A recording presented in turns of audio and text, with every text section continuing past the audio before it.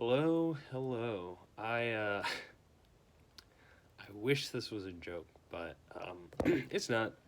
So this is my first place undefeated frog the deck profile. That is a real sentence that came out of my mouth. Um, I went into a locals about 2 weeks ago. I've been playing pretty well recently, so I decided, hey, I'm gonna lose eventually here, right? Might as well lose in a fun way. So I decided, hey, this is a fun deck. It gets me some looks every time I bring it in. Usually, funny looks. So I thought, hey, this will be fun. I'll just run it. I'll lose a bit. Remember, how to, just enjoy the game, win or lose. What I did not expect is to end up going completely undefeated. I walked out of there kind of in shock. And with the upcoming ban list, I figured, hey, this is time to finally reveal this to the public before it's completely gone forever because of the certain cards that got hit. Well, anyways, I guess let's get started with this. First things first, we gotta talk about the heart and soul of this deck. We got 3 Frog the Jam, 3 Turpurin, and 3 Psychic Kappa. Along with those, we also have 3 Swamp Frogs, and the reason why these are all in the deck is because they are all level 2 Aqua monsters. That is it. That's the entire point of running this deck. You want to get out Toad.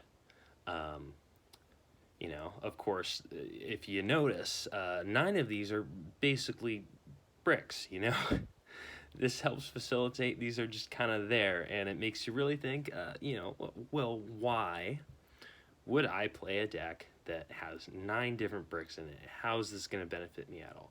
Well, you see, that is because there are a lot of cards that help you get out normal monsters, and basically every single one of these will get you your combos started.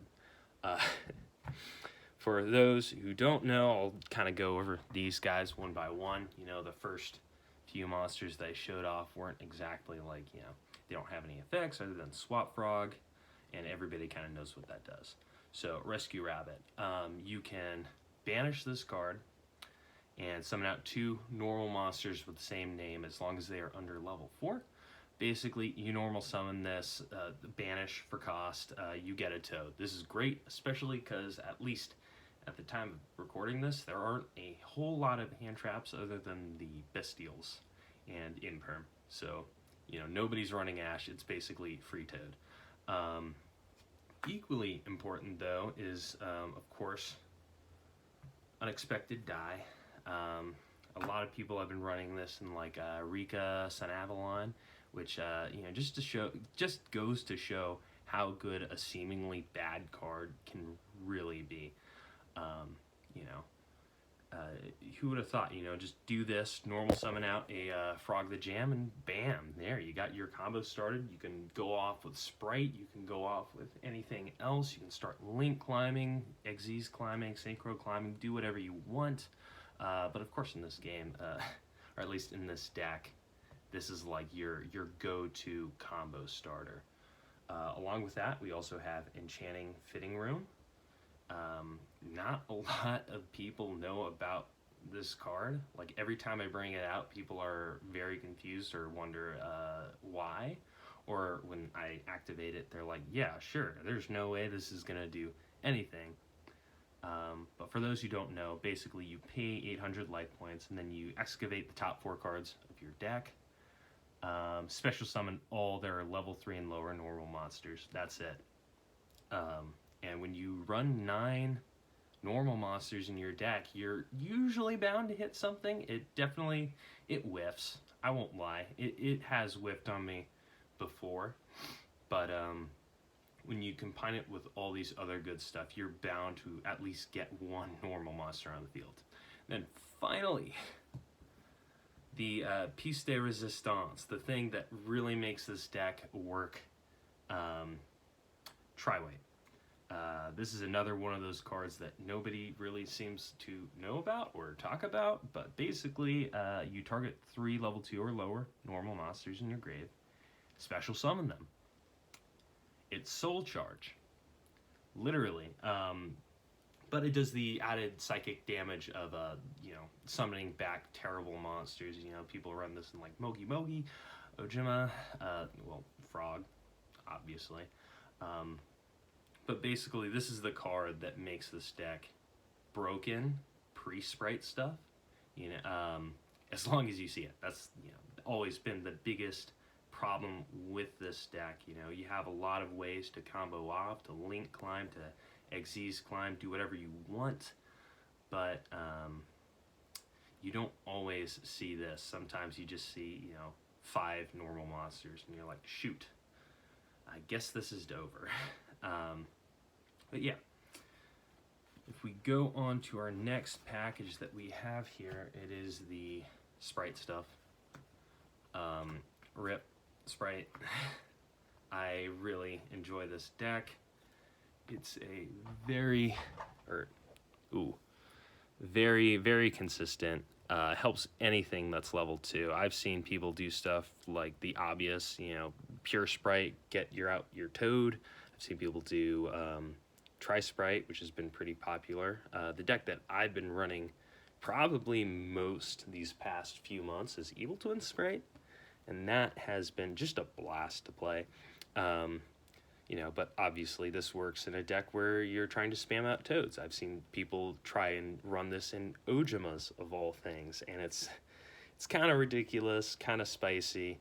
I'm sad to see that it's got a bit of a hit, but I also kind of understand.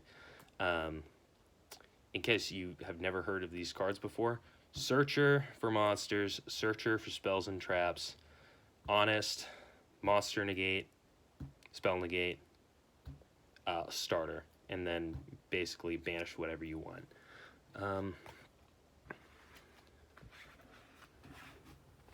After that, I just had to fill out the rest of the deck. So 3 Imperm, it's the only hand trap you really need to run in this deck. Bestials aren't going to be great in your deck if you go up against people who are not running darks, and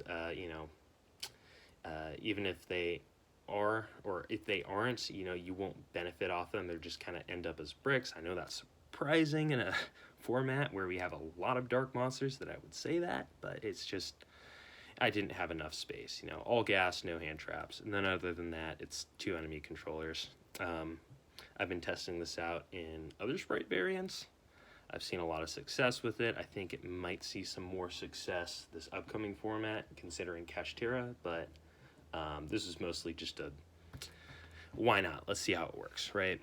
And that is the main deck.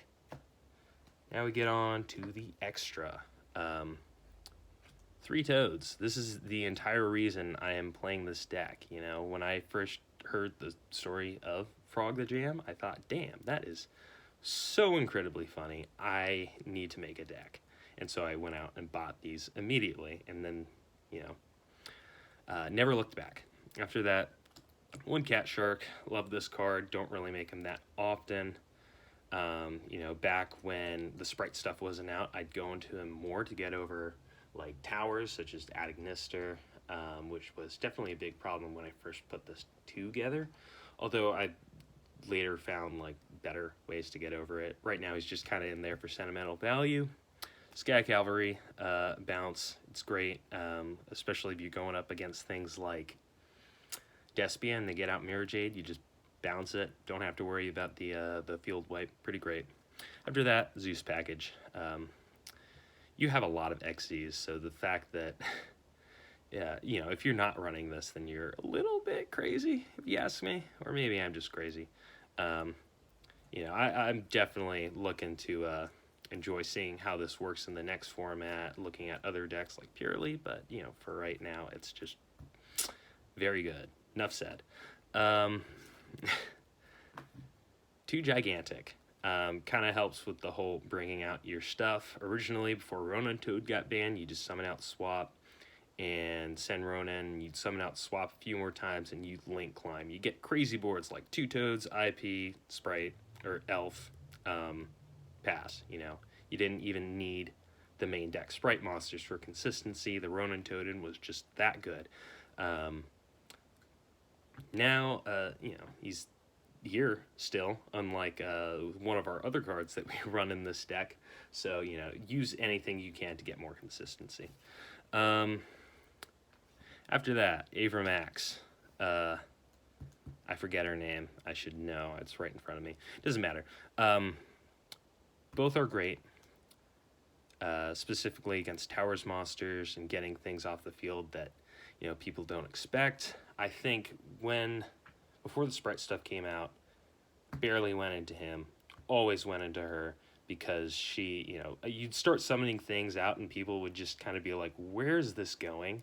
And then you just get rid of their big bad boss monster and you're set, man. You know, and of course you can always go in on your second turn with IP. Usually once the Sprite stuff started happening, just IP Elf going to Avramax, what are they going to do? You put a Dupe Frog on your field as well, and suddenly they can't attack you, and you're safe for another turn. Normal monsters need Link Spider, because, you know, at the very least, you summon a normal, Link off, summon another normal, go into Elf, Elf bring back a normal, detach, and now you can start your plays with Swap Frog.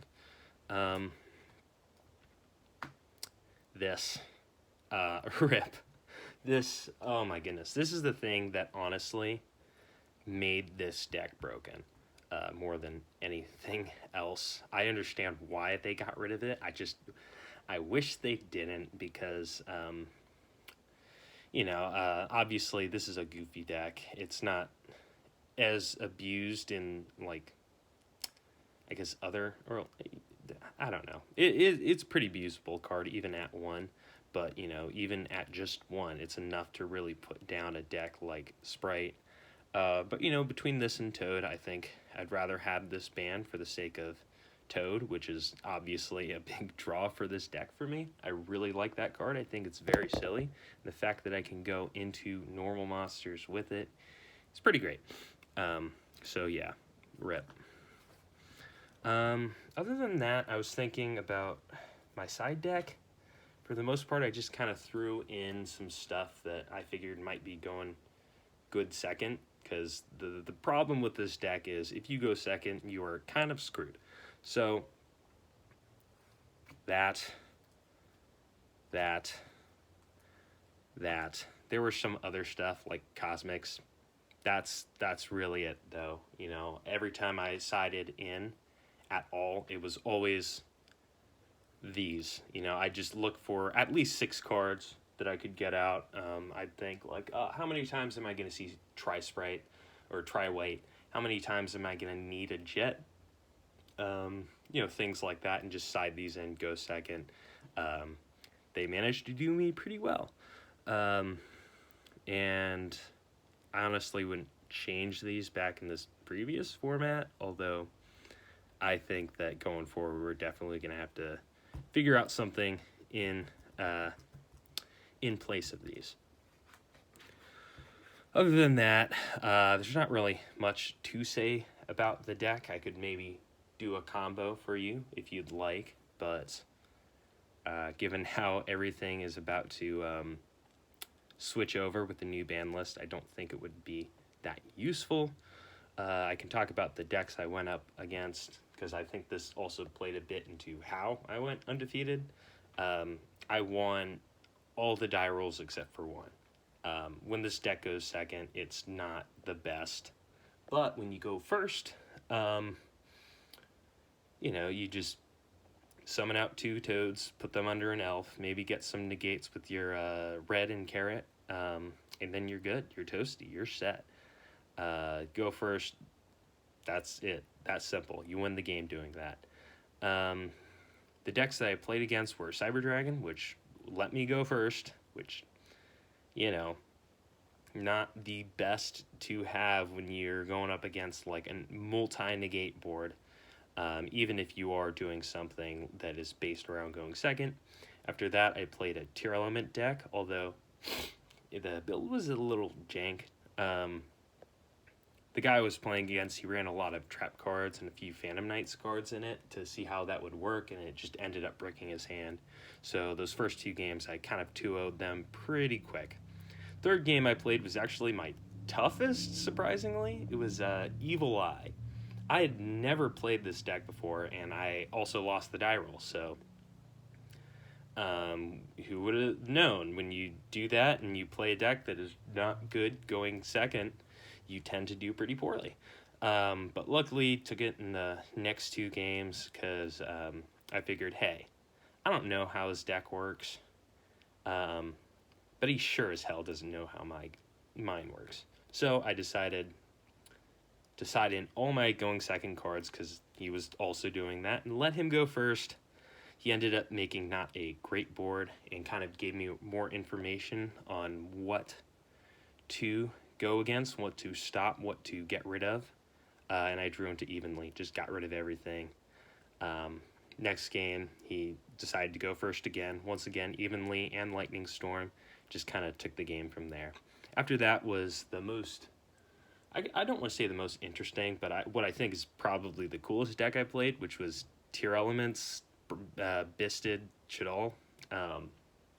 Very cool deck. I really liked the guy who was playing it, and I thought it was like one of the more interesting builds I've seen in a format where everybody runs the same deck list. I